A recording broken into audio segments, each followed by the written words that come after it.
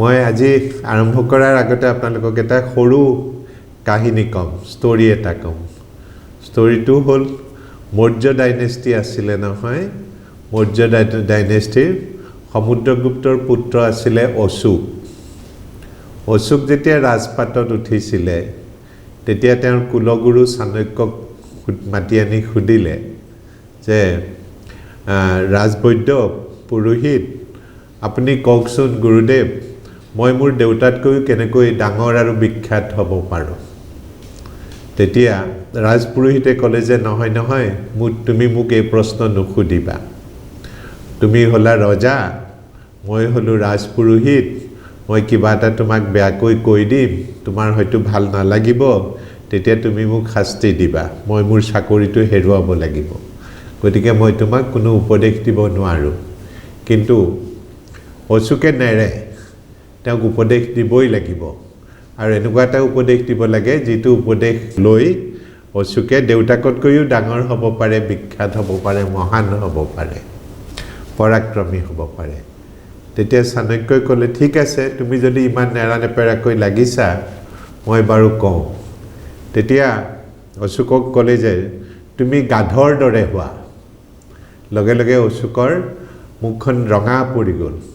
খং উঠিছে। তেতিয়া চাণক্যই ক'লে যে মই জানিছিলোঁ নহয় মোৰ কথা শুনি তোমাৰ খং উঠিব, মই সেইকাৰণে ক'বলৈ ইচ্ছা কৰা নাছিলোঁ। তেতিয়া অশোকে ভাবিলে যে মই ৰজা, এজন সম্ৰাট, আৰু মোক কিয় গাধৰ দৰে হ'বলৈ ক'লে। তেতিয়া ৰাজপুৰোহিতে ক'লে যে নহয় নহয়, তুমি অকল গাধৰ দৰেই নহয়, তুমি কেতিয়াবা কেতিয়াবা সিংহৰ দৰে হ'ব লাগিব আৰু কেতিয়াবা কেতিয়াবা বগলীৰ দৰে হ'ব লাগিব। তেতিয়া অশোকে সুধিলে যে তাৰমানে কি, অৰ্থটো কি? গাধৰ দৰে হ'ব লাগে, সিংহৰ দৰে হ'ব লাগে, বগলীৰ দৰে হ'ব লাগে। তেতিয়া ক'লে যে চোৱা, এইকাৰণেই গাধৰ দৰে হ'ব লাগে যে গাধই কি কৰে, তেওঁৰ গাধটোৰ পিঠিত আমি বোজা দি থাকোঁ, তাৰ পিঠিখন বেকা হৈ যায়গৈ, কিন্তু সি কোনো বিদ্ৰোহ নকৰে, কোনো প্ৰতিবাদ নকৰে। আৰু সি বোজাটো কঢ়িয়াই লৈ যোৱাৰ পিছতো, কামখিনি শেষ কৰাৰ পিছতো তাক কোনেও ধন্যবাদ বা থেংক ইউ বুলি নকয়, তাক কোনেও প্ৰশংসা নকৰে। তৎসত্বেও গাধটোৱে দিনে নিশাই সি বোজা কঢ়িয়াই থাকে। গতিকে ইয়াৰ লাৰ্ণিংটো হ'ল যে আমি কি শিকোঁ ইয়াৰ পৰা, গাধটোৰ পৰা, যে তুমি পৰিশ্ৰম কৰিবই লাগিব। আৰু পৰিশ্ৰম কৰাৰ বিনিময়ত তোমাক যে কোনোবাই প্ৰশংসা কৰিব, থেংক ইউ কৰিব, ক'ব, তাৰ কাৰণে তুমি আশা নকৰিবা। তোমাৰ কাম হ'ল পৰিশ্ৰম কৰা, তুমি দিনে নিশাই পৰিশ্ৰম কৰি থাকিবা। ইয়াৰ কাৰণে তুমি কোনো বিদ্ৰোহ নকৰিবা, কোনো প্ৰতিবাদ নকৰিবা। যদি তুমি জীৱনত ছাকচেছফুল হ'ব খোজা, কৃতকাৰ্যতা লাভ কৰিব খোজা, তেতিয়াহ'লে তুমি পৰিশ্ৰম কৰিবই লাগিব। আৰু কাৰ দৰে পৰিশ্ৰম কৰিব লাগিব? সেই গাধটোৰ দৰে পৰিশ্ৰম কৰিব লাগিব। তেতিয়া অশোকে সুধিলে যে তেতিয়াহ'লে সিংহৰ হ'লে কি হ'ব? তেতিয়া ক'লে যে সিংহই যেতিয়া গাঁতত সোমাই থাকে, তাত যেতিয়া পোৱালিবিলাক থাকে, সেই পোৱালিবিলাকক যদি কোনোবাই আক্ৰমণ কৰিবলৈ আহে, সিংহ মাকজনীয়ে যদি দেখে যে পোৱালিকেইটাৰ কিবা বিপদ হৈছে, তাই নিজৰ জীৱন দিও তাই যুদ্ধ কৰি শত্ৰুক দূৰলৈ পঠিয়াই দিব আৰু পোৱালিকেইটাক ৰক্ষা কৰিব। গতিকে তেতিয়া ক'লে যে তুমিও তোমাৰ ৰাজ্যখন, তোমাৰ ৰাষ্ট্ৰখন তেনেকৈয়ে তুমি ৰক্ষা কৰিব লাগিব। তুমি সিংহৰ দৰে শত্ৰুৰ সন্মুখত জঁপিয়াই পৰিব লাগিব, আৰু যেতিয়ালৈকে শত্ৰু দূৰলৈ গুচি নাযায়, শত্ৰুক ধ্বংস নকৰা, তেতিয়ালৈকে তুমি ক্ষান্ত হ'ব নালাগিব। তোমাৰ কাম হ'ল সিংহই যেনেকৈ পোৱালিকেইটাক ৰক্ষা কৰে নিজৰ জান প্ৰাণ দি, তেনেকৈ ৰজাৰ কাম হ'ল জান প্ৰাণ দি তেওঁৰ ৰাজ্য আৰু প্ৰজাক ৰক্ষা কৰাটো।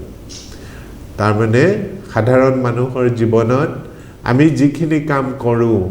আমাৰ যিখিনি দায়িত্ব, সেই দায়িত্বখিনি আমি জান প্ৰাণ দি হ'লেও পালন কৰিব লাগে। সিংহৰ দায়িত্ব হ'ল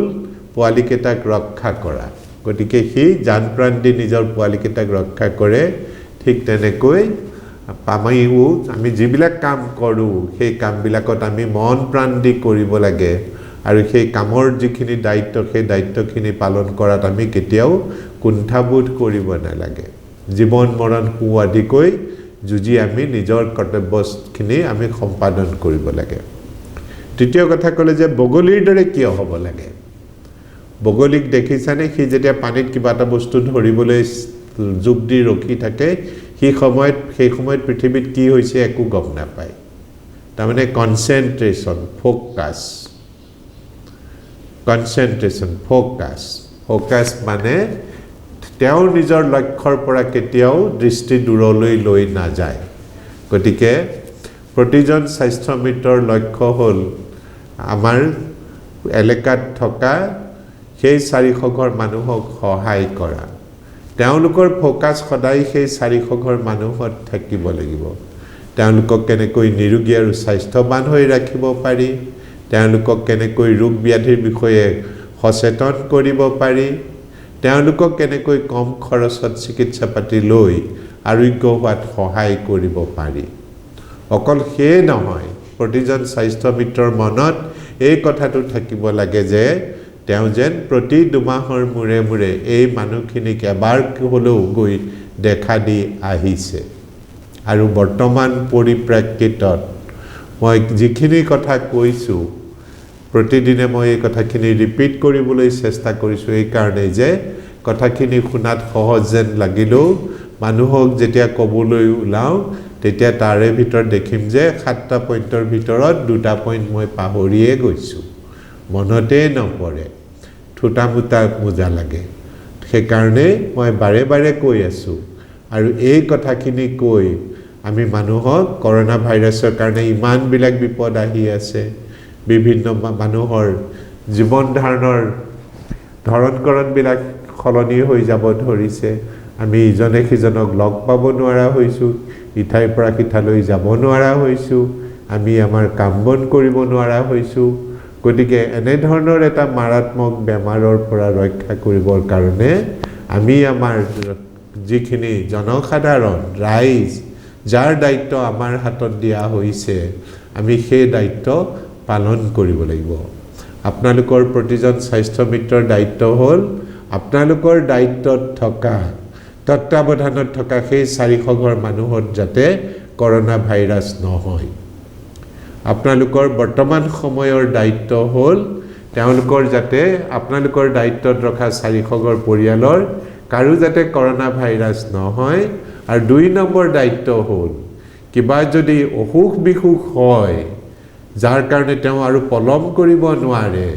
পলম কৰিলে হয়তো জীৱনৰ আশংকা আহি পৰে বা প্ৰচুৰ পৰিমাণে ক্ষতি হোৱাৰ সম্ভাৱনা আছে তেনে ধৰণৰ আকস্মিক ৰোগ ব্যাধি হলে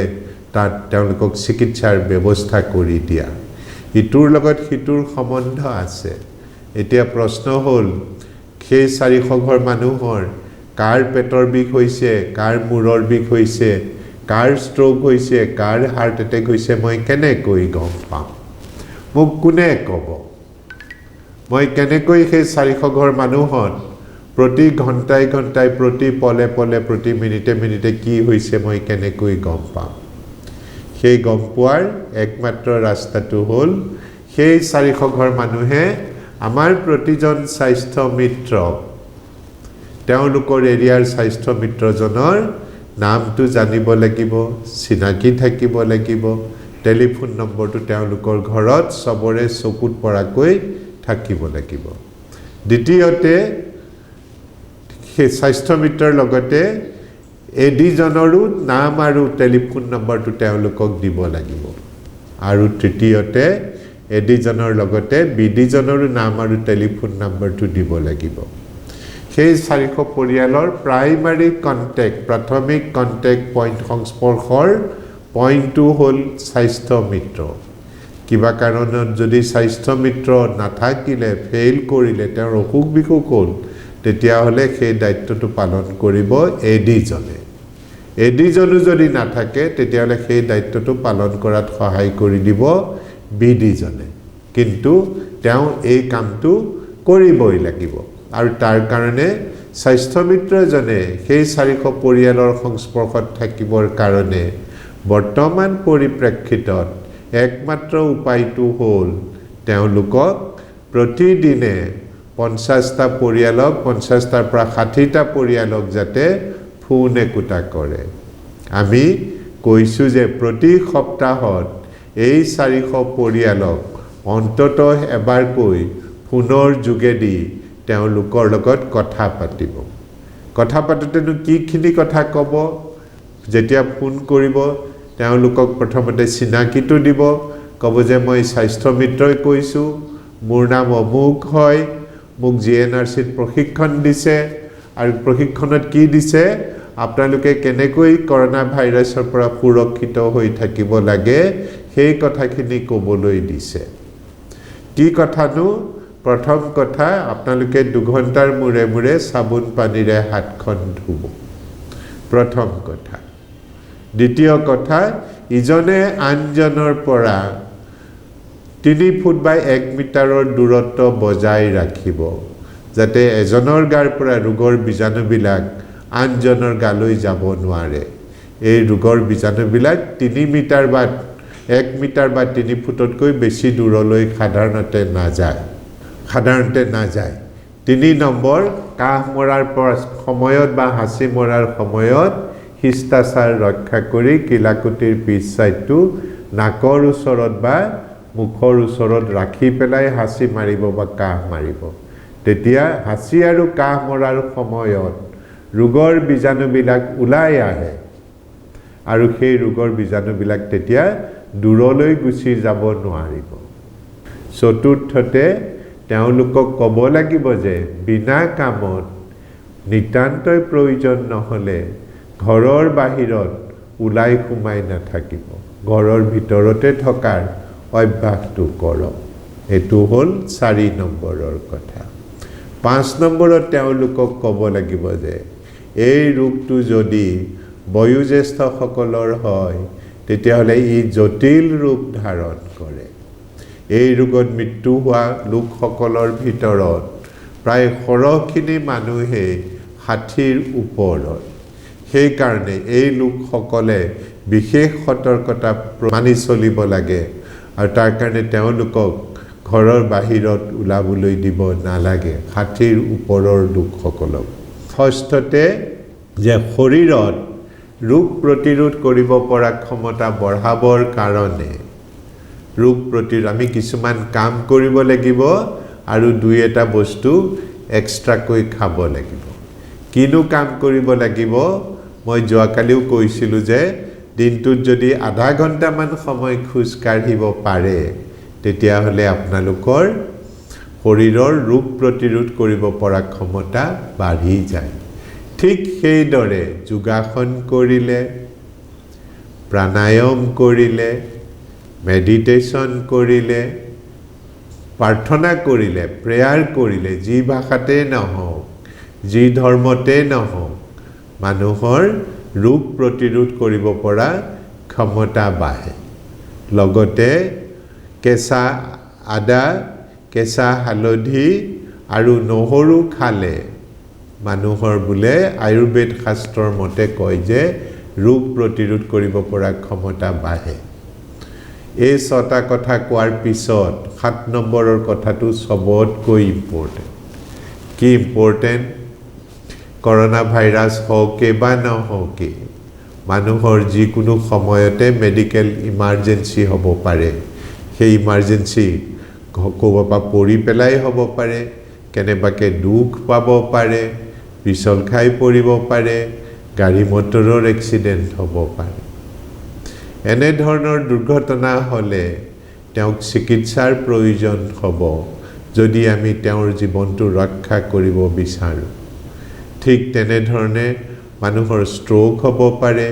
মানুহৰ হাৰ্ট এটেক হ'ব পাৰে হঠাৎ বুকুৰ অসুখ হ'ব পাৰে পেটৰ অসুখ হ'ব পাৰে কাণৰ অসুখ হ'ব পাৰে মূৰৰ অসুখ হ'ব পাৰে চকুৰ অসুখ হ'ব পাৰে বিভিন্ন ধৰণৰ অসুখ হ'ব পাৰে আৰু এই অসুখবিলাকে আকস্মিকভাৱে দেখা দিব পাৰে এইবিলাকৰ চিকিৎসা যদি আমি ততাতৈয়াকৈ কৰাৰ ব্যৱস্থা নকৰো তেতিয়া হলে হয়তো মানুহজন বাচি নাথাকিবও পাৰে এনে ধৰণৰ পৰিপ্ৰেক্ষিতত আমাৰ স্বাস্থ্য মিত্ৰসকলে সেই মানুহজনক সহায় কৰিব পাৰে তেওঁৰ হাতত বহুত অস্ত্ৰ দিয়া হৈছে স্বাস্থ্য মিত্ৰৰ হাতত কি কিনো অস্ত্ৰ পৰাপক্ষত আমাৰ 30খন এম্বুলেন্স আছে এতিয়া ৰেড ডিস্ট্ৰিক্ট কিখনৰ বাদ দি পেলাই বাকি 25খন ডিস্ট্ৰিক্টতে এই এম্বুলেন্স বিলাক বিলাই দিয়াৰ ব্যৱস্থা কৰা হৈছে এই এম্বুলেন্স বিলাক সমানে ভগাই দিয়াৰ ব্যৱস্থা কৰা হৈছে এই এম্বুলেন্সখনত উঠাই ৰোগী এজন যদি জিএনআৰসি হস্পিটেলত আহে তেতিয়া তেওঁ এম্বুলেন্সৰ খৰচাটো দিব নালাগে আৰু জিএনআৰসি হস্পিটেলত আহি পোৱাৰ পিছত মই আকৌ ৰিপিট কৰি কৈছো ৰোগীজনে পঞ্জীয়নৰ খৰচ দিব নালাগে ডক্টৰে সোৱাৰ খৰচো দিব নালাগে আৰু লগতে এই ৰোগীজনৰ ৰোগটো নিৰ্ণয় কৰিবৰ কাৰণে প্ৰয়োজন হোৱা ভালেখিনি পৰীক্ষা যেনে মূৰৰ সিটি স্ক্যান শৰীৰৰ বিভিন্ন অংশৰ এক্সৰে পৰীক্ষা ইচিজি পৰীক্ষা বহুবিলাক তেজৰ পৰীক্ষা বিনামূলীয়াকৈ কৰি দিয়াৰ ব্যৱস্থা আছে অকল সেয়ে নহয় ৰোগীজনৰ চিকিৎসাৰ বাবে প্ৰয়োজন হোৱা প্ৰায় 38 বিধ দৰৱ আৰু চিকিৎসাৰ সামগ্ৰী ৰোগীজনক বিনামূলীয়াকৈ দিয়া যায় আৰু যদি ৰোগীজনক ভৰ্তি কৰিব লগা হয় তেতিয়া হলে তেওঁ প্ৰথম 24 ঘণ্টাৰ বিছনাৰ ভাড়া নিদিয়াকৈ হস্পিটেলত ভৰ্তি হ'ব পাৰে অকল সেয়ে নহয় ৰোগীজনক ভৰ্তি হৈ থকাৰ অৱস্থাত তেওঁ যদি PMJAY কাৰ্ডখনৰ উপভোক্তা হয় বা অটল অমৃত কাৰ্ডখনৰ উপভোক্তা হয় তেতিয়া হলে তেওঁ নগদ ধন নিদিয়াকৈ সেই চিকিৎসাখিনি কৰি ঘৰলৈ ঘূৰি আহিব পাৰিব আপোনালোকৰ ফোন কৰোতে এই কথাখিনি গুটেইখিনি সামৰি ক'ব লাগিব 7টা পইণ্ট এই কথাখিনি কওঁতে কমেও 5-6 মিনিট সময় লাগিব গতিকে একোটা ফোন কৰোতে 5-6 মিনিট খৰচ কৰি এই 7টা কথা ক'ব পাৰিব লাগিব প্ৰথমতে হাত ধোৱাৰ কথা 2 নম্বৰতে ফিজিক্যাল ডিস্টেন্স মেইনটেইন কৰাৰ কথা 3 নম্বৰতে শিষ্টাচাৰ ৰক্ষা কৰি কাহ মৰা আৰু হাসি মৰাৰ কথা 4 নম্বৰতে ঘৰৰ বাহিৰ ওলাই ঘুৰা মেলা কৰি নথকাৰ কথা 5 নম্বৰত বয়োবৃদ্ধ লোকসকলৰ প্ৰতি বিশেষভাৱে সতৰ্কতা অৱলম্বন কৰা 6 নম্বৰত খোজ কঢ়াৰ কথা কৈছো যোগাসনৰ কথা কৈছো প্ৰাণায়ামৰ কথা কৈছো মেডিটেশনৰ কথা কৈছো প্ৰাৰ্থনা কৰাৰ কথা কৈছো আদা হালধি আৰু নহৰু খোৱাৰ কথা কৈছো এইবিলাকৰ যোগেদি শৰীৰৰ প্ৰতিৰোধ ক্ষমতা বঢ়োৱাৰ কথা ক'লো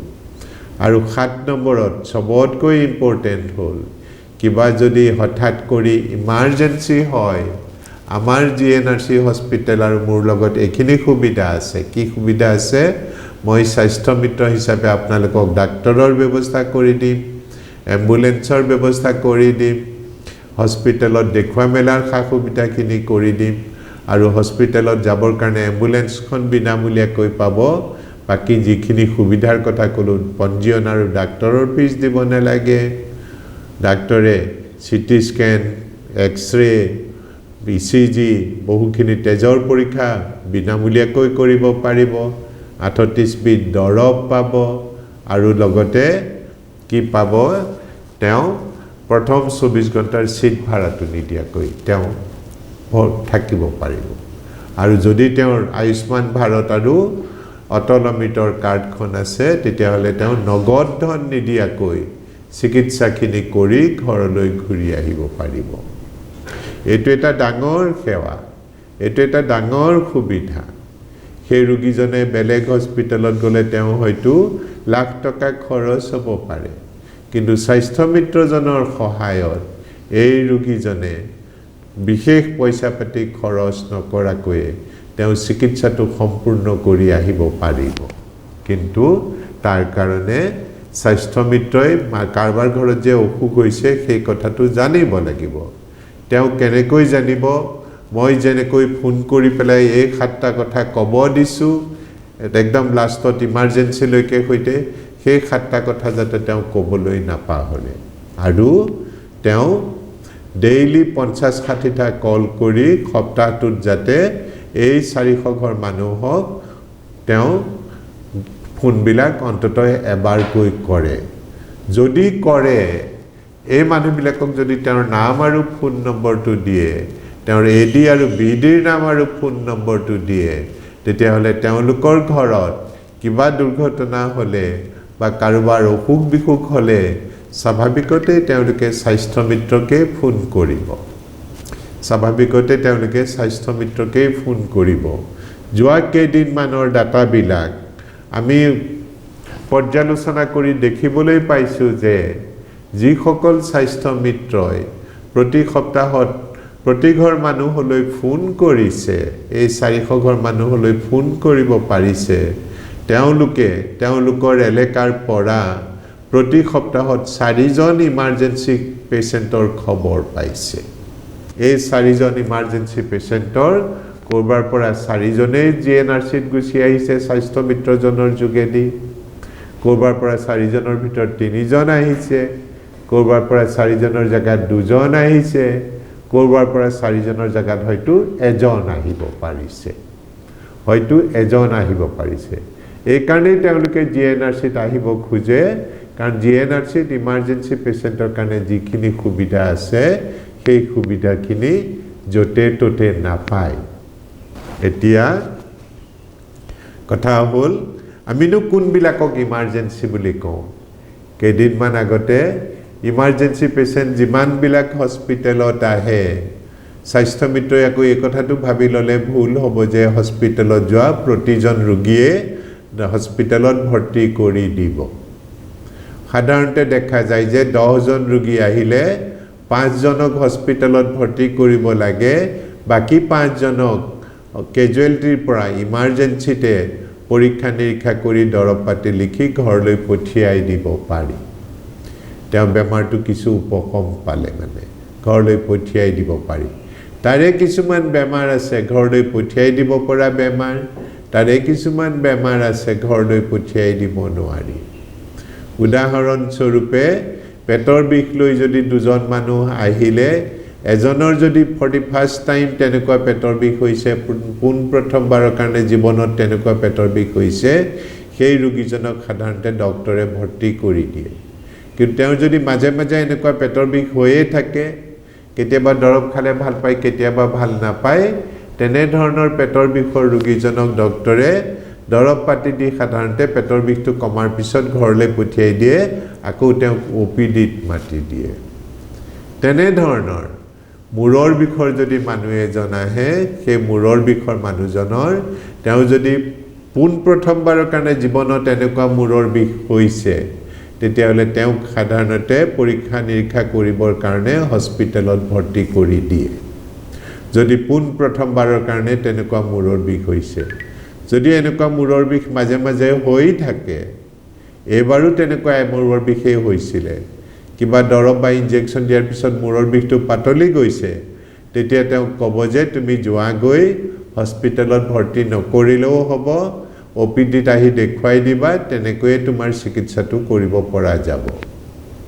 ঠিক তেনেকৈ হঠাৎ উশাহৰ কষ্ট হোৱা মানুহ এজন যদি হস্পিটেলত আহে তেতিয়া হলে তেওঁ হয়তো উশাহৰ কষ্টটো ফৰ দি ফাৰ্ষ্ট টাইম হ'ব পাৰে বা এনেকুৱা উশাহৰ কষ্ট মাজে মাজে বহু দিনৰ পৰা হৈ থাকে যেনেকৈ এস্থমা হলে মানুহৰ বুকৰ উশাহ লোৱাৰ কষ্টটো মাজে মাজে হৈ থাকে যদি মাজে মাজে আগৰ পৰাই হৈ আছিলে তেতিয়াহ'লে এটা বেজি দি বা দৰৱ দি তেওঁৰ উশাহৰ কষ্টটো কম হোৱাৰ পিছত তেওঁ ক'ব যে আপুনি ঘৰলৈ যাওকগৈ দৰৱখিনি ঘৰত খাই থাকিব আৰু আহি ওপিডিত দেখুৱাই থাকিব তেনেকৈ ক'ব কিন্তু যদি ফৰ দি ফাৰ্ষ্ট টাইম তেনেকুৱা বুকৰ উশাহৰ কষ্ট হৈছে তেতিয়া চিকিৎসকে কি কাৰণতনো উশাহৰ কষ্টটো হ'ল সেই কথাটো নিৰ্ণয় কৰিবলৈ বিচাৰিব আৰু সেকেন্ড টাইম হোৱা অসুখটো উশাহৰ কষ্টটো হয়তো ইয়াতকৈ মাৰাত্মক হ'ব পাৰে সেই বিষয়ে তেওঁৰ যেহেতু আইডিয়া নাই গতিকে এনেকুৱা ৰোগীক হস্পিটেলত তেওঁ ভৰ্তি কৰাৰ উপদেশ দিব তাৰে আকৌ কিছুমান ৰোগ আছে কোনো পধ্যে ঘৰলৈ যাব দিব নোৱাৰি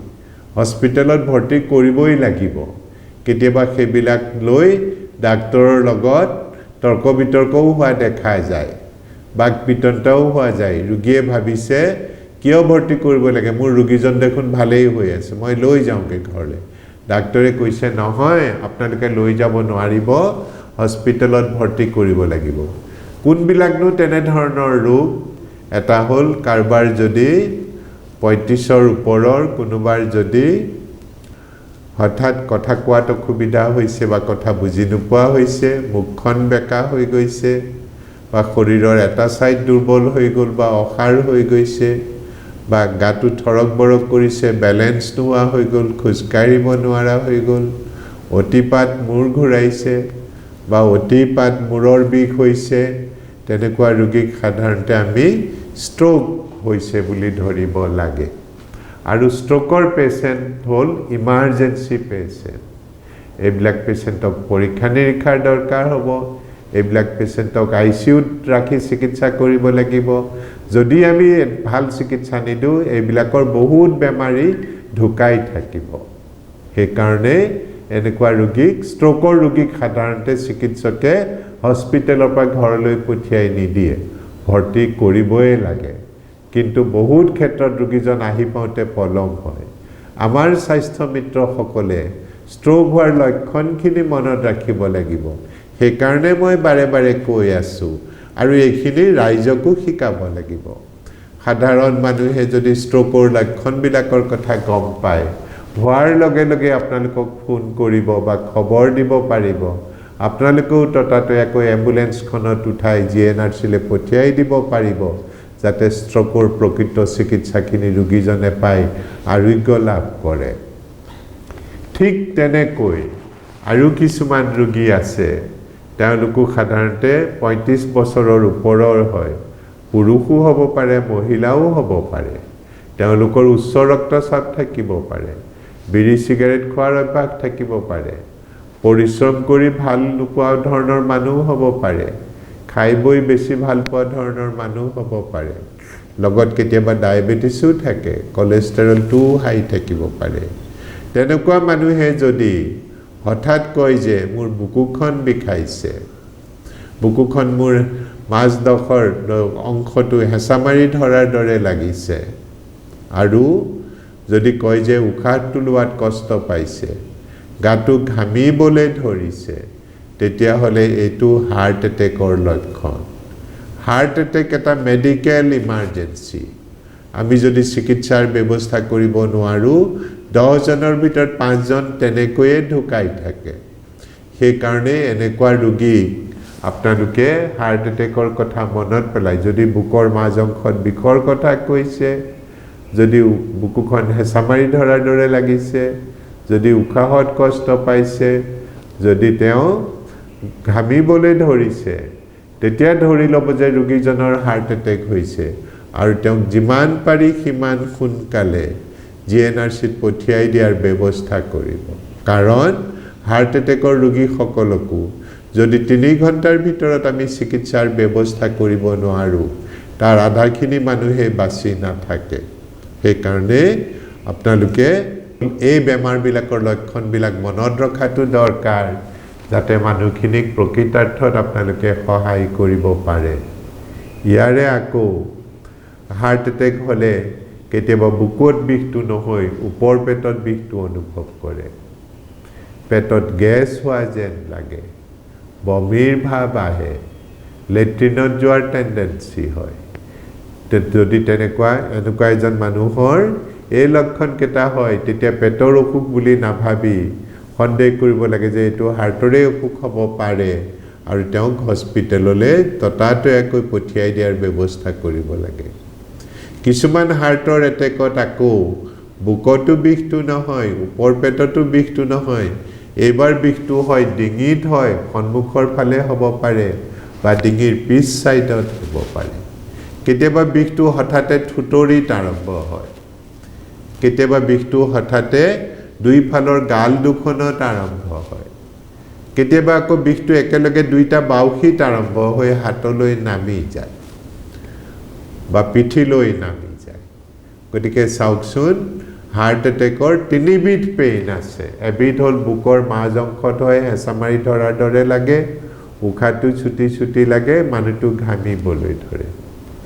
এবিধত আকৌ ওপৰ পেটত বিষটো হয় গেছ হোৱাৰ নিচিনা লাগে বমি বমিৰ ভাৱ হয় লেট্ৰিনৰ টেন্ডেন্সি হয় হেতু হাৰ্ট এটেকৰ লক্ষণ এবিধত আকৌ বিষটো বুকতো নহয় ওপৰ পেটতো নহয় এবাৰ বিষটো হয় ডিঙিত হয় কেতিয়াবা সন্মুখৰ ফালে হয় কেতিয়াবা পিঠিৰ ফালে হয় কেতিয়াবা ঠুটৰিত হয় কেতিয়াবা আকৌ গাল দুখনত হয় বিষটো কেতিয়াবা আকৌ বাউখি দুটাত হয় দুইখন হাতলে নামি যায় নহয় পিঠিলৈ নামি যায় এনেকুৱা বিষ যদি হঠাতে মানুহ এজনৰ হয় যাৰ উচ্চ ৰক্তচাপ আছে যাৰ ডায়াবেটিস আছে যি বিড়ি সিগাৰেট খায় তেতিয়া হলে আপোনালোকে সন্দেহ কৰিব যে এওঁৰ হাৰ্ট এটেকে হ'ব পাৰে আৰু ততাটো একো হস্পিটেলত পঠিয়াই দিয়াৰ ব্যৱস্থা কৰিব লাগে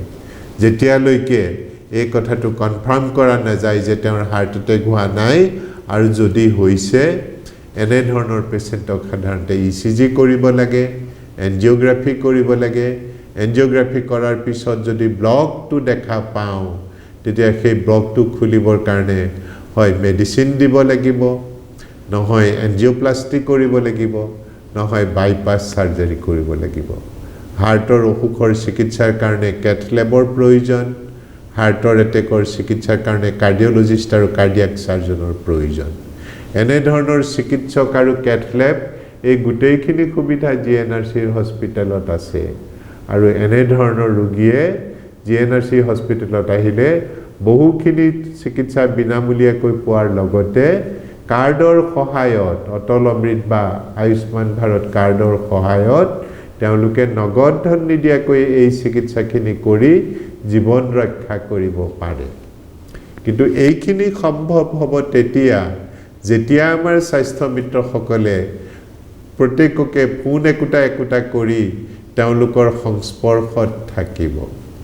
প্ৰতি ঘৰ মানুহক তেওঁলোকৰ নাম আৰু ফোন নম্বৰটো বিলাই দিব লাগিব প্ৰতি ঘৰ মানুহৰ লগত তেওঁলোকৰ চিনা পৰিচয় থাকিব লাগিব প্ৰতি ঘৰ মানুহৰ লগত তেওঁৰ বিশ্বাসৰ পাত্ৰ হ'ব লাগিব গোটেই চিকিৎসা ব্যৱস্থাটোৱে হ'ল বিশ্বাস আৰু আস্থাৰ বস্তু মানুহে চিকিৎসক এজনৰ ওচৰত আহে মানুহে হস্পিটেলত আহে বিশ্বাসৰ ওপৰত আস্থাৰ ওপৰত সেই বিশ্বাস আৰু আস্থাটো আমি ৰক্ষা কৰিব পাৰিব লাগিব গতিকে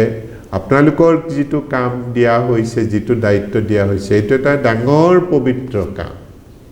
এনে ধৰণৰ কাম কৰিবলৈ পোৱাটো মই কম যে এইটো ভাগ্যৰ কথা মই নিজে চিকিৎসক মই ৰোগীৰ চিকিৎসা কৰোঁ কিন্তু মই ভাবো যে মই যিটো কাম কৰোঁ মুতকেও আপোনালোকৰ কামটো উচ্চ স্তৰৰ কাম কিয় জানেনে মই ৰোগীক চিকিৎসা কৰোঁ ৰোগীজন যেতিয়া মোৰ ওচৰত আহি পায়হি ৰোগীজন যেতিয়া ইতিমধ্যে ৰোগীয়া হৈ আহিছে আৰু এই ৰোগীসকলক মই চিকিৎসা কৰিলেও প্ৰতিজন ৰোগীক মই আৰোগ্য কৰি পঠিয়াব নোৱাৰো কিন্তু আৰু মই মোৰ ওচৰত আহি পালেহে ৰোগীজনক চিকিৎসা দিওঁ মই ঘৰে ঘৰে যাব নোৱাৰো কিন্তু আমাৰ স্বাস্থ্য মিত্ৰসকলে ৰোগীসকলৰ ৰাইজৰ ঘৰে ঘৰে গৈছে তাৰ কাৰণে তেওঁলোকে কোনো ফিজ লোৱা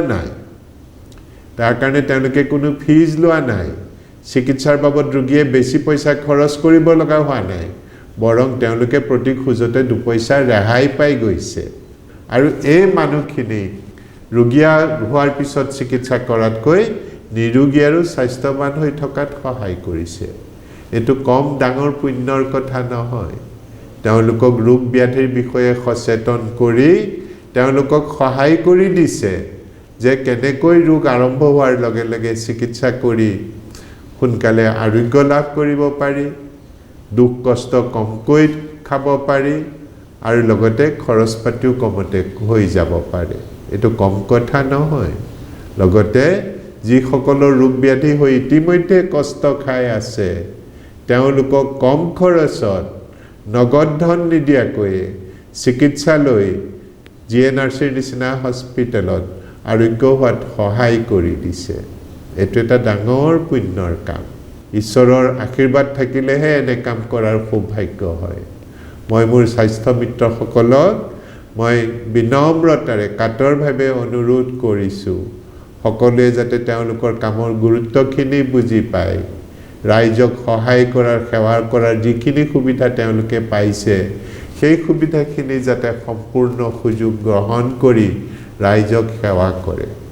এই আঁচনিখনৰ মূল মন্ত্ৰ হ'ল দহক সহায় কৰা আৰু সহায় কৰি নিজেও উপকৃত হোৱা দহৰ উপকাৰ কৰি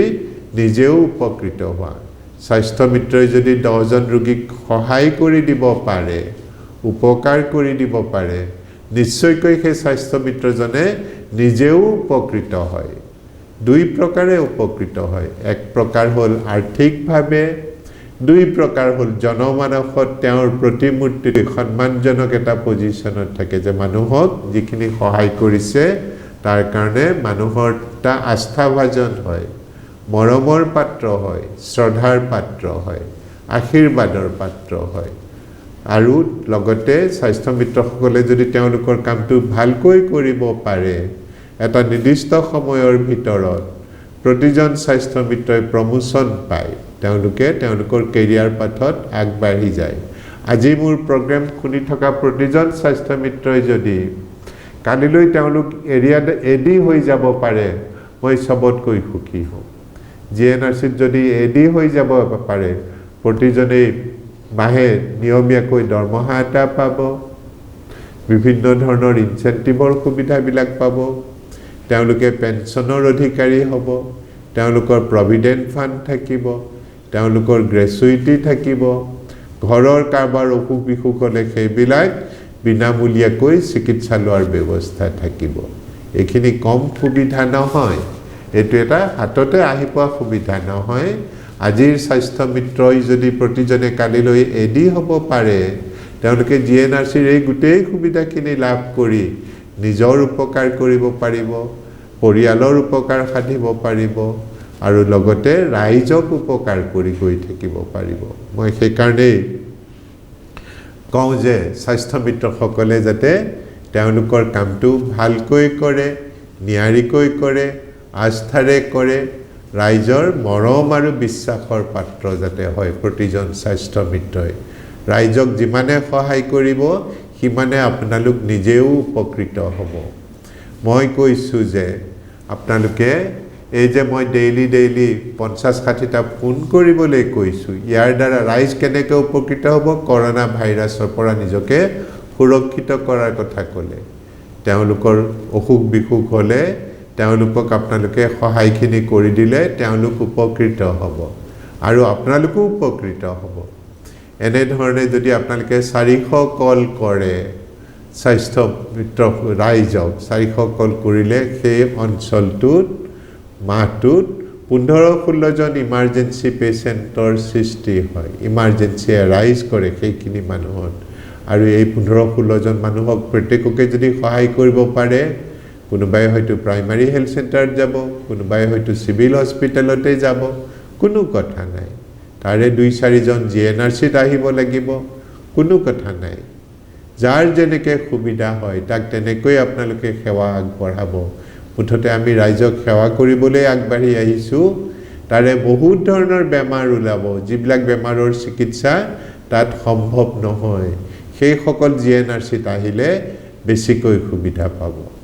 আৰু যদি তেওঁলোকৰ আয়ুষ্মান ভাৰত আৰু অটল অমৃত কাৰ্ডখন আছে তেতিয়া হলেতো সাধাৰণতে দুখীয়া শ্ৰেণীৰ লোকসকলৰ এই সুবিধা কাৰ্ডকিখন আছে তেওঁলোকে নগদ ধন নিদিয়াকৈ জিএনআৰসিত চিকিৎসাখিনি কৰিব পাৰিব যত সামান্য কিছু খৰচ লাগিব তাৰ কাৰণে বিশেষ চিন্তা কৰিব নালাগে মই এইখিনি কথা কোৱাৰ লগতে আপোনালোকক আৰু দুটামান কথা কওঁ সেই কথা কেটা হ'ল মই ইমাৰ্জেন্সি পেচেণ্টৰ বিষয়ে কওঁ মই আপোনালোকৰ এৰিয়াতে ধৰক হঠাৎ ৰাতি ফোন আহিলে 2টা বজাত যে আমাৰ লৰাটো ভাত খাই শুই আছিলে শুই থকাৰ পিছতে সি হাত ভৰি আছাৰিবলৈ লাগিলে চকুটকু ওপৰলৈ উঠি গৈছে মুখেৰে ফেন ওলাইছে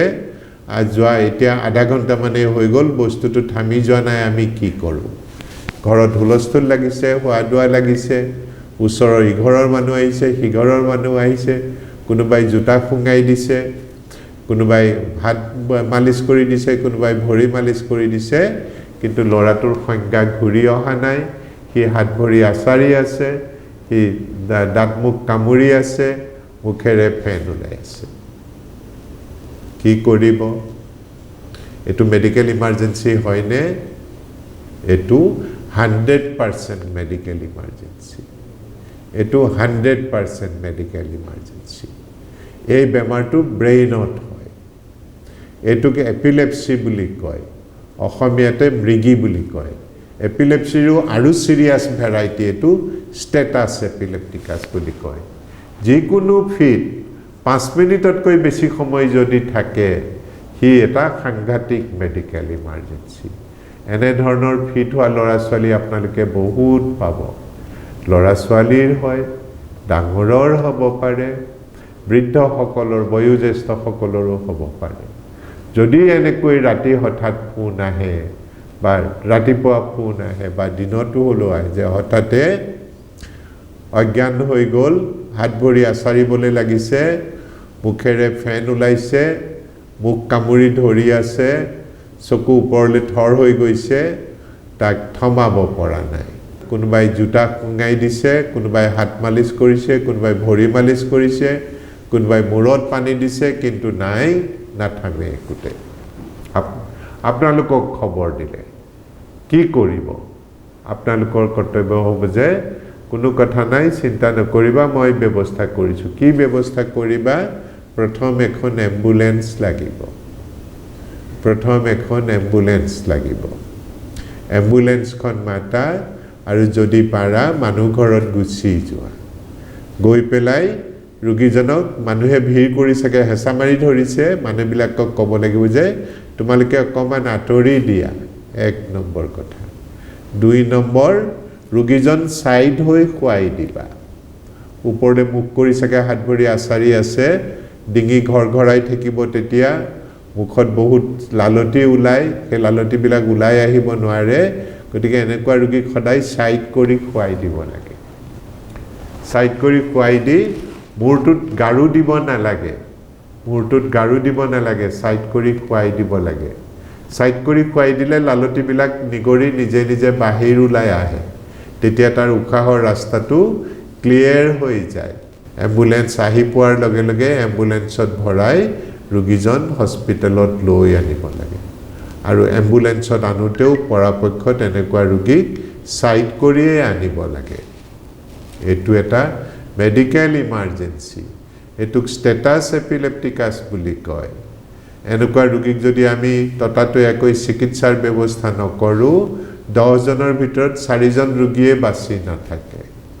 6 জনকহে ঘূৰাই আনিব পাৰি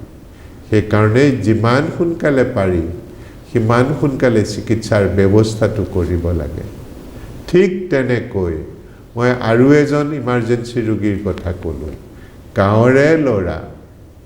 এবাৰ বুলে জ্বৰ হৈ অজ্ঞান হৈ গৈছিলে ডাক্তৰে এনকেফালাইটিছ হোৱা বুলি কৈছিলে হস্পিটেলত কিছুদিন থাকি ভাল হৈ ঘৰলৈ আহিছে গাঁৱৰে ল'ৰা জ্বৰ হৈ ফিট হৈ গৈছিলে ডাক্তৰে এনকেফালাইটিছ হোৱা বুলি কৈছিলে হস্পিটেলত ভৰ্তি হৈ কিছুদিন থকাৰ পিছত ভাল হৈ ঘৰলৈ আহিছে হঠাৎ ৰাতি এদিন এটা সাইড হু ভৰিটো আৰু হু হাতখন জুকাৰিবলৈ লাগিলে লগতে হু সাইডৰ মুখখনো বেকাবেকি কৰিবলৈ লাগিলে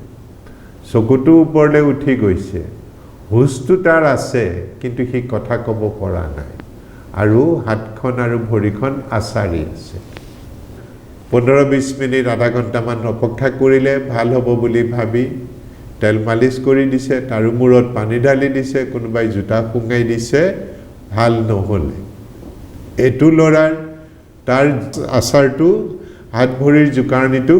গোটেই শৰীৰত যোৱা নাই শৰীৰৰ এটা ফালে গৈছে হু সাইডত হৈছে বাও ফালটো তেতিয়াও হোৱা নাই কিন্তু সি কথা ক'ব পৰা নাই হু হাতখন হু ভৰিখন আৰু মুখখনৰ হু সাইডটো এতিয়াও জুকাৰি আছে কি কৰিবা তোমালোকে কি বেমাৰ হৈছে বুলি কবা এটু এপিলেপসি এটু ফোকেল এপিলেপসি বুলি কয়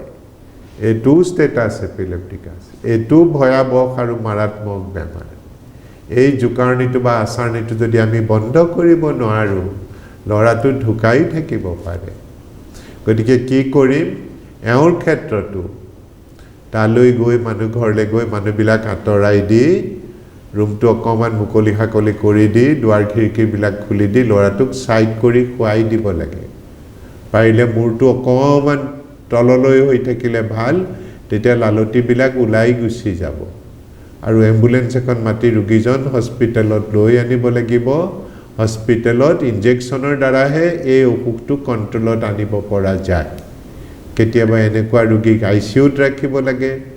ভেণ্টিলেশ্যন দিব লাগে ইনটুবেশ্যন কৰিব লাগে এইবিলাক বিভিন্ন ধৰণৰ ট্ৰিটমেণ্টৰ পদ্ধতি আছে পৰীক্ষা নিৰীক্ষাৰ কাৰণে কেতিয়াবা চিটি স্কেন বা MRI কৰিব লগা হ'ব পাৰে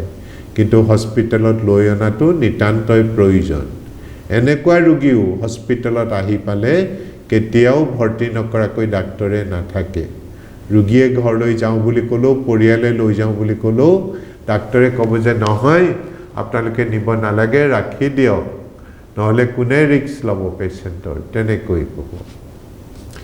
3 নম্বৰ এজন পেচেণ্টৰ কথা কৈছোঁ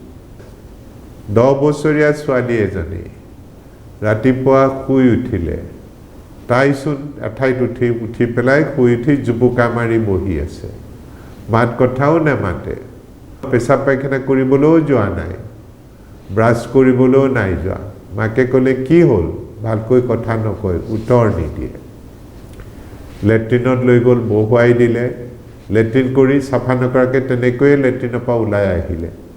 তাই হুচটো ভালকৈ নাই কি কৰিছে তাই নিজে গম নাপায় হাতত তাৰপিছত মাকে ধুৱাই পখলাই দিলে চাফা কৰি দিলে পেণ্টটো নিপিন্ধাকৈয়ে বাথৰুমৰ পৰা ওলাই আহিছে তাৰপিছত যেতিয়া ব্ৰাছটো দি মুখখন ব্ৰাছ কৰিবলৈ দিলে তাই ব্ৰাছডাল লৈ পেলাই গালত ঘঁহি আছে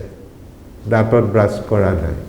তাৰমানে কি কৰিছে কি নাই কৰা তাই ধৰিব পৰা নাই মাকে মুখখন ধুৱাই দিলে টেবুলত বহাই তাইক বিস্কুট দুখন খাবলৈ দিলে বিস্কুটখন ভাঙি গুড়া কৰি আছে তাই কিন্তু মুখলৈ নিনিয়ে এনেকৈয়ে প্ৰায় 2 ঘণ্টামান পাৰ হৈ গ'ল তাইক কথা নকয় মাককো চিনি পোৱা যেন নালাগে দেউতাকে মাতিছে দেউতাককো উত্তৰ নিদিয়ে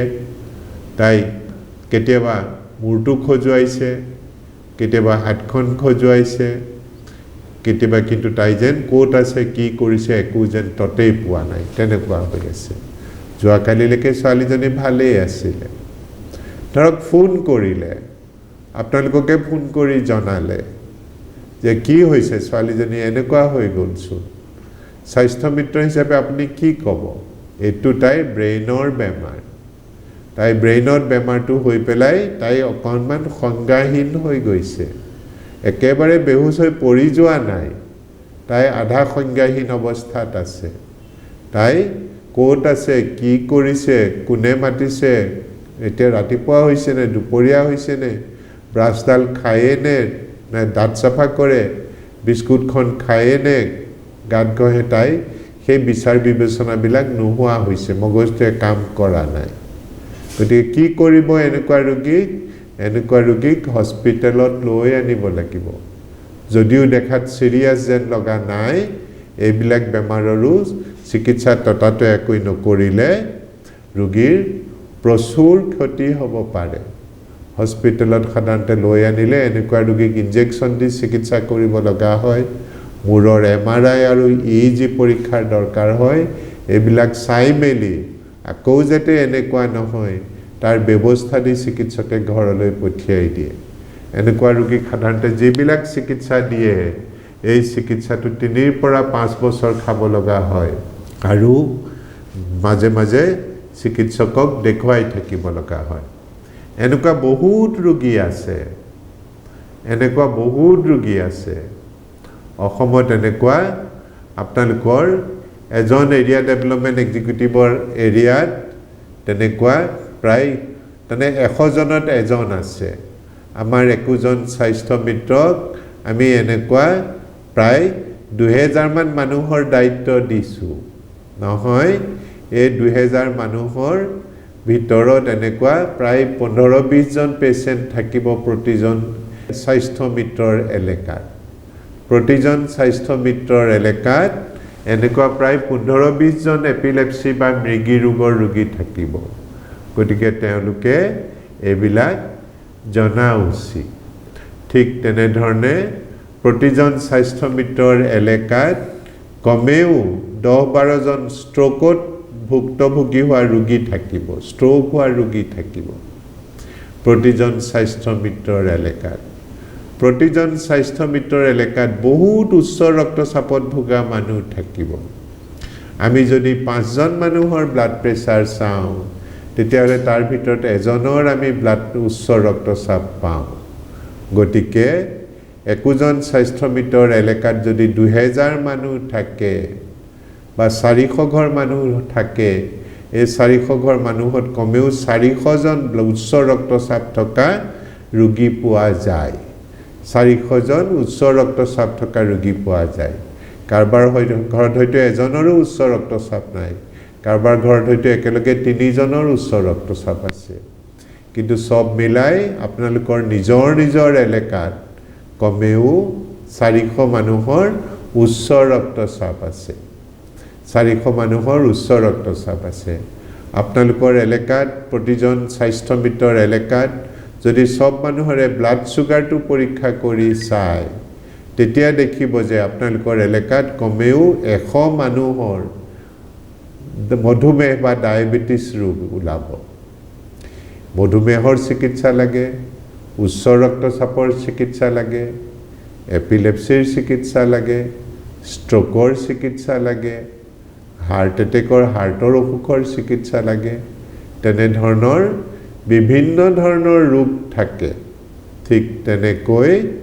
মূৰৰ বিষৰ ৰোগী শতকৰা 15% মানুহৰ মূৰৰ বিষ থাকে গতিকে শতকৰা 15% মানুহৰ যদি মূৰৰ বিষ থাকে তেতিয়াহ'লে কমেও 300 মান মানুহ থাকিব বিভিন্ন ধৰণৰ মূৰৰ বিষত ভুগি থাকে তাৰে যদি কাৰোবাৰ 6 মাহৰ মূৰত হয় 3 মাহৰ মূৰত হয় বা মাহেকত এবাৰ দুবাৰ হয় ইমান চিন্তা কৰিব নালাগে কিন্তু এনেকুৱা বহুত ল'ৰা ছোৱালী আছে বিশেষকৈ মহিলা আছে যাৰ মূৰৰ বিষটো 2-3 দিনৰ মূৰে হৈ থাকে সপ্তাহত দুবাৰ তিনিবাৰ কৈ হয় এনেকুৱা মূৰৰ বিষৰ ফলত এবাৰ মূৰৰ বিষটো আহিলে কেতিয়াবা 2 ঘণ্টা 3 ঘণ্টা থাকে কেতিয়াবা 2-3 দিনলৈকে থাকে কাম বন কৰিব নোৱাৰে তাই বহুত কষ্ট পায় কেতিয়াবা শুই থাকিব লাগে মূৰৰ বিষৰ লগতে আকৌ কিছুমানৰ বমিৰ ভাৱ হয় এইবিলাক চিকিৎসা কৰি ভাল কৰিব পৰা অসুখ কিন্তু এইবিলাকৰ বিষয়ে আমাৰ স্বাস্থ্য মিত্ৰই কিছু পৰিমাণে জানিব লাগিব মই আজি এখিনি কথাই ক'লো প্ৰথমতে স্বাস্থ্য মিত্ৰৰ ফোন কলৰ কথা ক'লো ফোন কল কৰোঁতে কি কথা ক'ব লাগে সেইখিনি কথা ক'লো তাৰ পিছত স্বাস্থ্য মিত্ৰৰ গুৰুত্বপূৰ্ণ দায়িত্বৰ কথা ক'লো ইয়াৰ পিছত আহি মই ইমাৰ্জেন্সি পেচেণ্টৰ কথা ক'লো ইমাৰ্জেন্সি পেচেণ্টৰ কথা ক'বলৈ যাওঁতে মই এপিলেপসিৰ কথা ক'লো ষ্ট্ৰোকৰ কথা ক'লো হাৰ্ট এটেকৰ কথা ক'লো প্ৰতিজন স্বাস্থ্য মিত্ৰৰ এৰিয়াত কি বেমাৰী থাকিব পাৰে তাৰ বিষয়ে ক'লো যে প্ৰতিজন স্বাস্থ্য মিত্ৰৰ এলেকাত 10-12 জন ষ্ট্ৰোকৰ পেচেণ্ট থাকিব 10-12 জন হাৰ্ট এটেক হোৱা পেচেণ্ট থাকিব প্ৰায় 400 উচ্চ ৰক্তচাপৰ ৰোগী থাকিব প্ৰায় 100 ডায়াবেটিছৰ ৰোগী থাকিব প্ৰায় 300 মূৰৰ বিষৰ ৰোগী থাকিব বিভিন্ন ধৰণৰ সমস্যাৰে মানুহ ভাৰাক্ৰান্ত হৈ থাকে এই মানুহখিনি উপশম দিয়াটো সহায়ৰ আগবঢ়োৱাটোৱে হ'ল স্বাস্থ্য মিত্ৰৰ দায়িত্ব আৰু কৰ্তব্য